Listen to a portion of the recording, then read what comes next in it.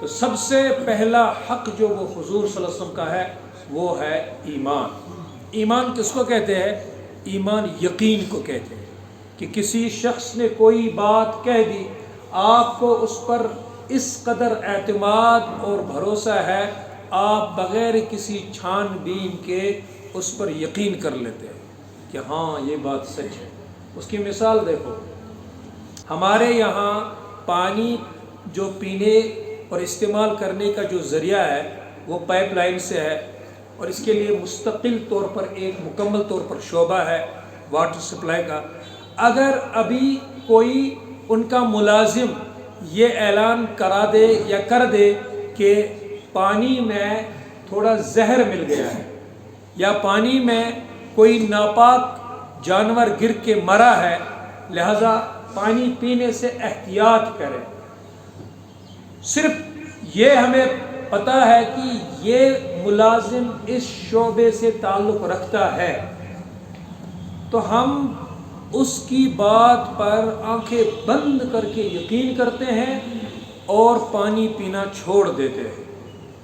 اگر ہمارے بچے پیاسے ہی کیوں نہ ہو، خود ہمیں پیاس کیوں نہ لگی ہو، لیکن مجال ہے کہ ہم اس پانی کو ہاتھ لگائیں۔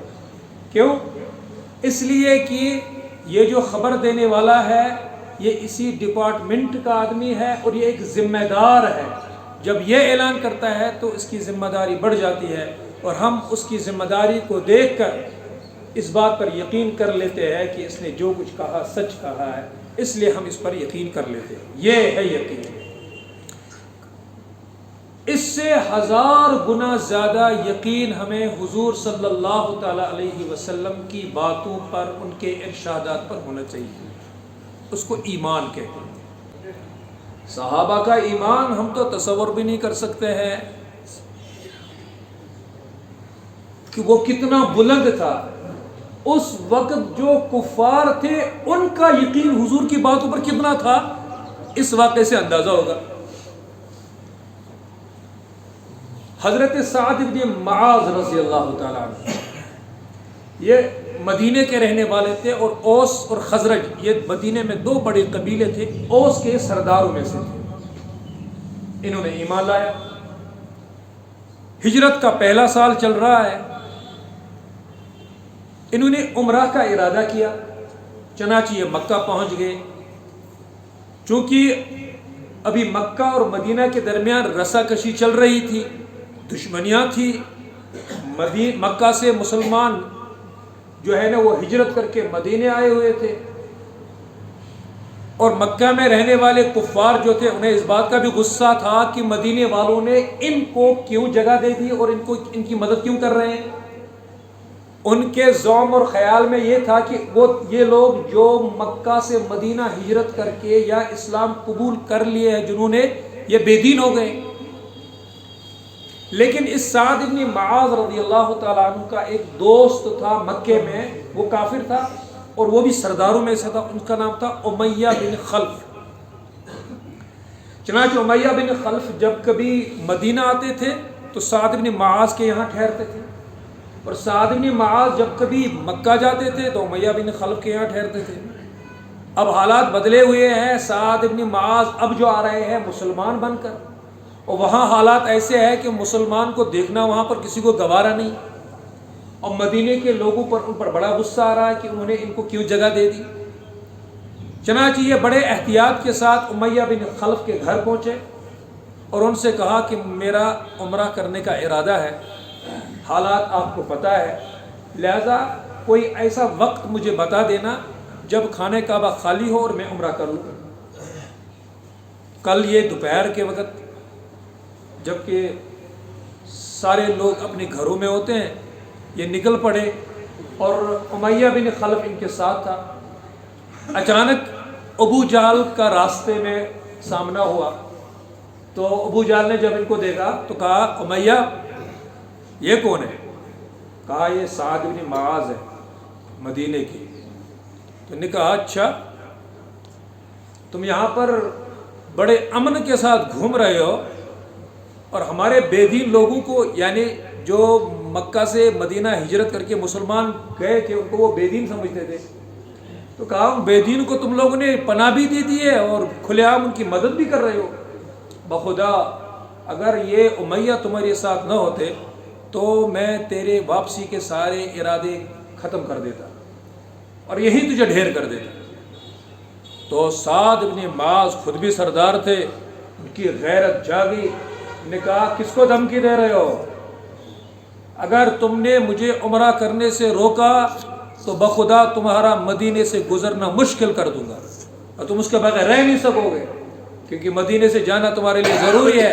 تمہارا مال تجارت شام جاتا ہے اور راستہ مدینے سے ہی ہے.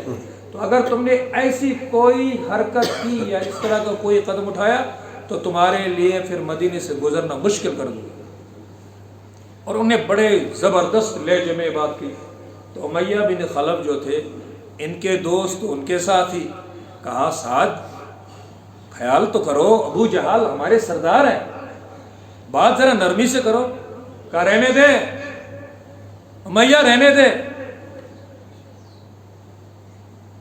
واللہ میں نے خود حضور صلی اللہ تعالی علیہ وسلم سے سنا ہے تم مسلمانوں کے ہاتھوں مرو گے. تو یہ کہہ دیا. کسی طریقے سے امیہ بن خلف نے بات ختم کرا کے گھر پہنچ گئے. اب جب گھر پہنچے تو سعد سے کہا کہ سعد یہ جو تم نے بات کہی نا کہ ہماری موت مسلمانوں کے ہاتھوں ہے، یہ تم نے ابو جہل کو غصہ دلانے کے لیے یا کسی اور ارادے سے کہی؟ کہا نہیں واللہ میں نے خود حضور صلی اللہ علیہ وسلم سے یہ بات سنی اور تو بھی مرے گا. جس کا اپنا دوست ہے اس کو کہا تو بھی مرے گا. تو اسے کہا کہاں؟ مکہ میں. کہا یہ مجھے نہیں پتا لیکن مرو گے ضرور. تو امیہ بن خلف کافر ہے. زندگی انہوں نے ابو جہل اور انہوں نے اس پر لگا دی کہ کسی طریقے سے حضور صلی اللہ علیہ وسلم کے لائے ہوئے دین کے چراغ کو بجھائے، لیکن خود بجھ گئے کیونکہ یہ دین قیامت تک کے لیے تھا. اس کے بجھانے والے خود بجھ گئے. مسلمان کمزور ہو جائیں گے ہر حال میں، لیکن یہ اسلام ہمیشہ زندہ قائم. انہوں نے اپنی بیوی سے اس کا تذکرہ کیا کہ سعد نے مجھے یہ کہا دیا تو کیا خیال ہے؟ کہا خدا کی قسم میں مکہ سے باہر نکلوں گا ہی نہیں، میں مکے سے باہر نکلوں گا ہی نہیں. اب اگلے سال جنگی بدر ہو گئی. حالانکہ ابو سفیان نے جو اس وقت مسلمان نہیں ہوئے تھے ابو جہل کو کہہ دیا تھا کہ اب جنگ کی ضرورت نہیں ہے، لیکن ابو جہل جو ہے اسے مرنا تھا اور لکھا ہوا تھا. اس نے ایک نہ سنی اور اس نے ایک بڑا لشکر تیار کیا اور بدر کی طرف رواں دوا ہوا. اب امیہ نے کہا کہ ابو جہل آپ کو تو پتہ ہی ہے نا سعد نے میرے بارے میں کیا کہا ہے، لہذا اگر آپ کہیں تو میں نہیں آؤں گا. تو نے کہا دیکھو امیہ تم نہیں آئے تو ہمارے نوجوان کیسے آئیں گے؟ وہ ہمیں کیا کہیں گے کہ خود سردار گھر بیٹھ گئے اور ہمیں مرنے کے لیے بھیج دیا. تم ایسا کرو فلاں منزل پر پہنچ کر تم کوئی بہانہ کسی طریقے سے چھپ جانا اور واپس آ جانا، بس ان کو پتہ چلنا چاہیے کہ تم بھی نکلے ہو. چنانچہ ایک منزل پہ پہنچ گئے، موقع ہی نہیں ملا. ابو جہل سے پھر کہا اگلی منزل پہ دیکھیں گے. اگلی منزل پہ چلے، وہاں موقع نہیں ملا. پہنچتے پہنچتے بدر میں پہنچ گئے اور وہاں مر گئے. کہنا یہ ہے امیہ بن خلف مسلمان نہیں ہے، لیکن جب یہ سنا کہ مسلمانوں کے ہاتھوں مروں گا اور خود حضور صلی اللہ علیہ وسلم نے فرمایا ہے تو اتنا یقین ہوا کہ مکہ سے نکلنا ہی چھوڑ دیا. ایک اور بھی تھا ابی بن خلف، وہ حضور کو دھمکیاں دیا کرتا تھا کہ میں نے گھوڑے پال کے رکھا ہوا ہے، تلوار کو روز زہر میں اس پہ زہر لگاتا ہوں اور آ جاؤں گا نعوذ باللہ تلا قتل کر دوں گا. جنگ احد میں مختلف دور آئے، کبھی مسلمان آ گئے کبھی کفار آ گئے. اسی میں یہ افواہ پھیل گئی کہ حضور صلی اللہ علیہ وسلم نعوذ باللہ شہید ہوئے. پھر اس کے بعد جب حالات ٹھیک ہو گئے تو دیکھا گیا کہ نہیں، اعلان ہوا کہ حضور صلی اللہ علیہ وسلم بسلامت ہے. تو ابی بن خلف نے کہا اگر آج یہ نہیں قتل ہوئے نعوذ باللہ تو میری خیر نہیں ہے. چنانچہ وہ چل پڑے حضور صلی اللہ علیہ وسلم کو قتل کرنے. وہاں صحابہ بھی تھے. جب انہوں نے دیکھا کہ ابی بن خلف آ رہے ہیں تو صحابہ نے حضور صلی اللہ علیہ وسلم سے اجازت مانگی کہ آپ حکم دیں تو ہم اس کا سر قلم کر دیں یہاں آنے سے پہلے ہی. تو حضور نے فرمایا نہیں، اسے آنے دو. چنانچہ وہ جب قریب ہوا تو حضور صلی اللہ علیہ وسلم نے ایک صحابی سے برچھا لیا جو مارا جاتا ہے. تو حضور صلی اللہ علیہ وسلم نے دور سے ہی اس کو مارا اور وہ یہاں کن پٹی سے گزر گیا اور تھوڑی سی خراش یہاں پر لگ گئی، اور یہ لگتے ہی وہ ایسا بھاگا ہے اور اس طرح چیخ رہا تھا، چلا رہا تھا کہ کفار کے جو سردار تھے انہوں نے اس کو غیرت دلائی کہ شرم کرو، تھوڑی سی خراش لگی ہوئی ہے اور تم اس طرح چیخ رہے ہو جیسے بیل چیخ رہا. تو نے کہا تمہیں پتا ہے کس نے مارا؟ تمہیں پتا ہے کس نے مارا ہے؟ یہ محمد صلی اللہ علیہ وسلم نے مارا ہے. اس نے مجھے کہہ دیا تھا کہ میں تجھے قتل کر دوں گا، تو میرے ہاتھوں مرے گا. بخدا اگر وہ مجھ پر آج تھوک بھی دیتے تو بھی میں مر جاتا. یہ کن کا یقین ہے؟ کفار مکہ کا. ہاں، سراقہ بن مالک، سراقہ بن ہشام بن مالک. حضور صلی اللہ علیہ وسلم ہجرت کے لیے چل پڑے.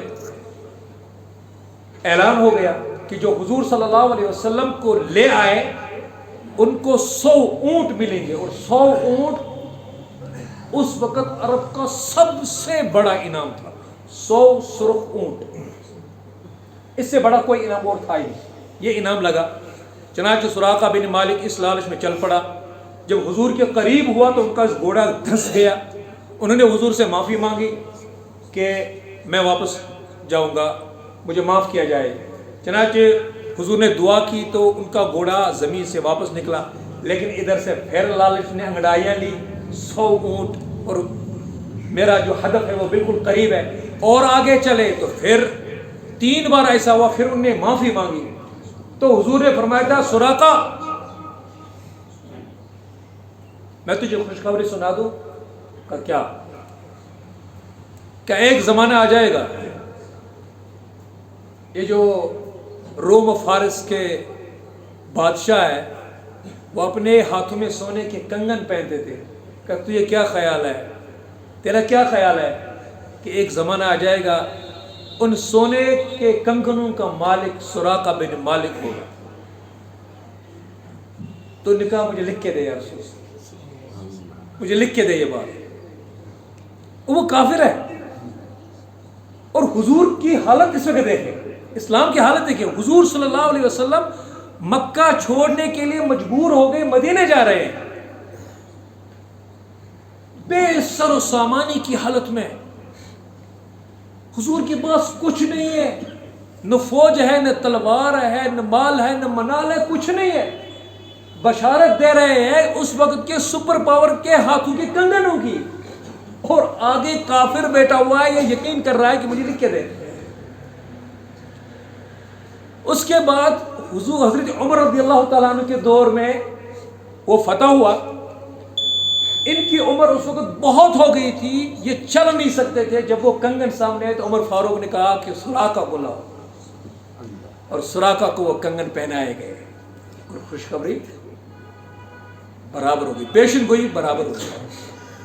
یہ میں بتا رہا ہوں، یہ ان لوگوں کا حال ہے جنہوں نے زندگی اس میں گزاری کہ کسی طریقے سے ہم حضور صلی اللہ علیہ وسلم کا لایا ہوا دین مٹائے.